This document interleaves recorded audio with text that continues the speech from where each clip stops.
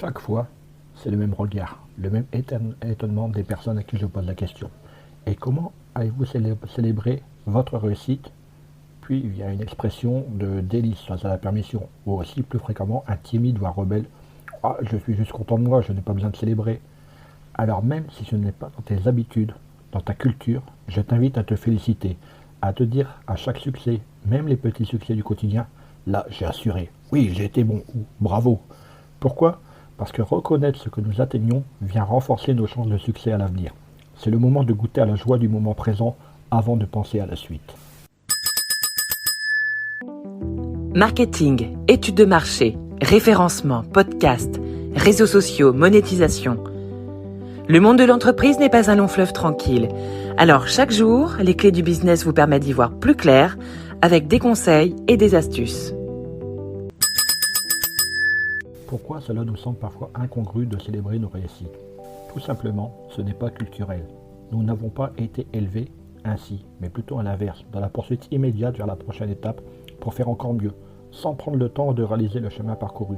Avec l'accélération contemporaine des quotidiens, cette projection dans le futur, dans la prochaine étape du plan, est d'autant plus avérée.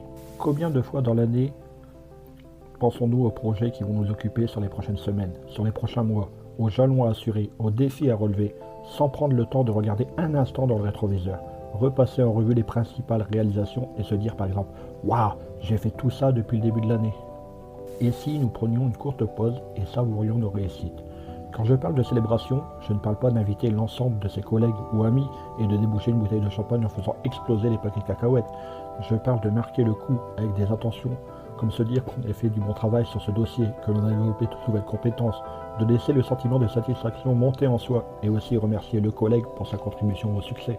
En agissant ainsi, nous activons le circuit de la récompense de notre cerveau et produisons de la dopamine. La dopamine est une neurohormone qui nous aide à agir pour atteindre nos objectifs et nous apporte du plaisir lorsque nous les atteignons. La procrastination, le doute sur ses capacités, le manque d'enthousiasme sont autant de signes de faible niveau de dopamine.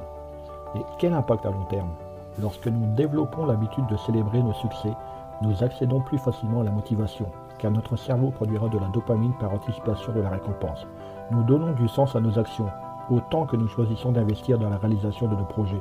Nous développons la conscience de nos forces et de nos apprentissages au fil des projets, ce qui vient renforcer naturellement l'estime de nous-mêmes.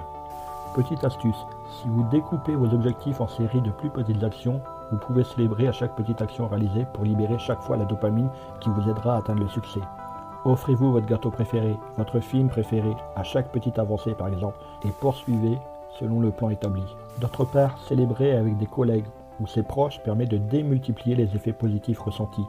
Partagez la bonne nouvelle avec des proches. Une équipe de psychologues américains a réalisé une étude dont les résultats suggèrent que partager une bonne nouvelle multiplie son bénéfice en termes de bonheur et de satisfaction à long terme.